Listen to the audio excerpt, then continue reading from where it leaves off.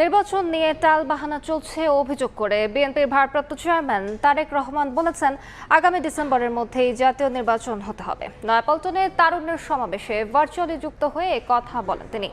10 মাসেও নির্বাচনের দিকে যেতে না পারায় সরকারের ভেতর বাইরে ভিন্ন কোনো উদ্দেশ্য থাকার অভিযোগও তোলেন তারেক রহমান। ইশরাকের শপথ গ্রহণ প্রসঙ্গে তিনি বলেন, শপথে বাধা সৃষ্টির মাধ্যমে স্বৈরাচারী মানসিকতা প্রকাশ পেয়েছে। আহমেদ সালেহিনের রিপোর্ট।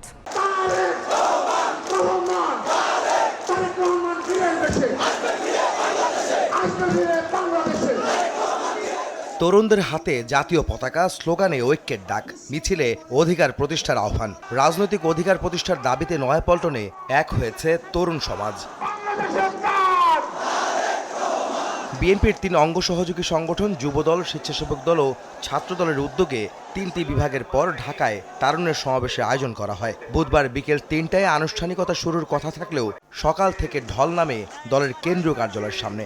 লাখো তরুণের উপস্থিতিতে জনসমুদ্রে পরিণত হয় নয়াপল্টন।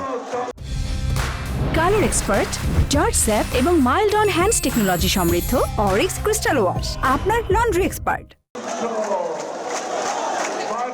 সমাবেশে যোগ দিয়ে বিএনপির কেন্দ্রীয় নেতারা বলেন, সংস্কার কিংবা বিচারের কথা বলে নির্বাচনের রোডম্যাপ পেছানোর সুযোগ নেই। নির্বাচন বিলম্বিত হলে তরুণরাই তার জবাব দেবে বলে হুঁশিয়ারি করেন তারা।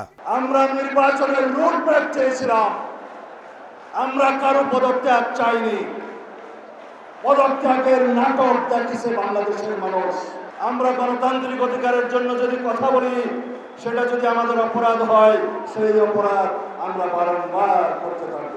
নির্বাচন নিয়ে হেলাফেলা করা চলবে না। ওই সংস্কারের কথা বলে নির্বাচনের রোডম্যাপ পিছানো যাওয়ার কোন সুযোগ নাই। এই তরুণরা জবাব দেবে, সেই নির্বাচন যদি বিলম্বিত করা হয়। এই সরকারের মাথা থেকে পছন্দ ধরেছে, নিচ পর্যন্ত পৌঁছে গেছে। এই সরকার যদি এইভাবে চালায়, আরো আওয়ামী লীগ যা ক্ষতি করেছে তার চেয়ে অনেক বেশি ক্ষতি হয়ে যাবে। সুতরাং নির্বাচন অবশ্যই দরকার। সমাবেশে ভার্চুয়ালি অংশ নিয়ে বিএনপির ভারপ্রাপ্ত চেয়ারম্যান তারেক রহমান বলেন, গত 10 মাসে অন্তর্বর্তী সরকার নির্বাচনের ব্যবস্থা করতে ব্যর্থ হয়েছে।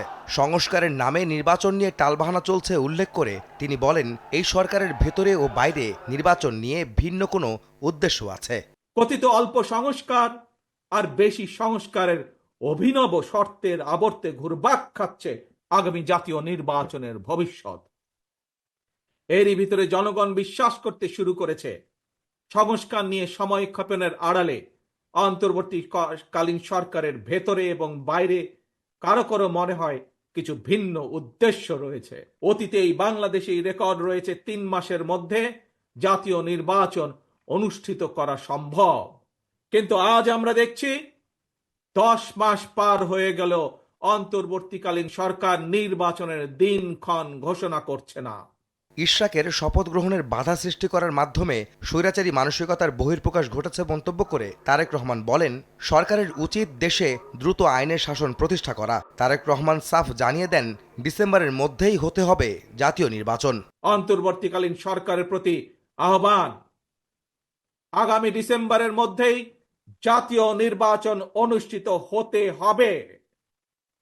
আবারও আমরা বলতে চাই, আগামী ডিসেম্বরের মধ্যেও জাতীয় নির্বাচন অনুষ্ঠিত হবে। নতুন প্রজন্মের প্রিয় ভাই বোনেরা, আগামী ডিসেম্বরের মধ্যে আপনারা জাতীয় নির্বাচন অনুষ্ঠান যাতে অনুষ্ঠিত হয় তার প্রস্তুতি নিতে শুরু করুন। বাংলাদেশ কারো অধীনে নয় জানিয়ে তারেক রহমান বলেন, দিল্লি, পিন্ডি কিংবা অন্য কোনো দেশ নয়, সবার আগে বাংলাদেশ।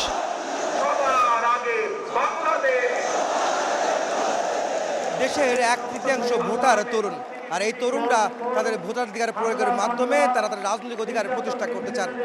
আর বিএনপি নেতারা বলছেন, তরুণদের আকাঙ্ক্ষা পূরণের জন্য বর্তমান সরকারকে একটি নির্বাচনের সুনির্দিষ্ট রোডম্যাপ ঘোষণা করতে হবে। আর সেই নির্বাচনে আগামীর সরকার যে পরিচালিত হবে তারা তরুণদের মতামতকে প্রাধান্য দিয়ে দেশ পরিচালনা করবেন।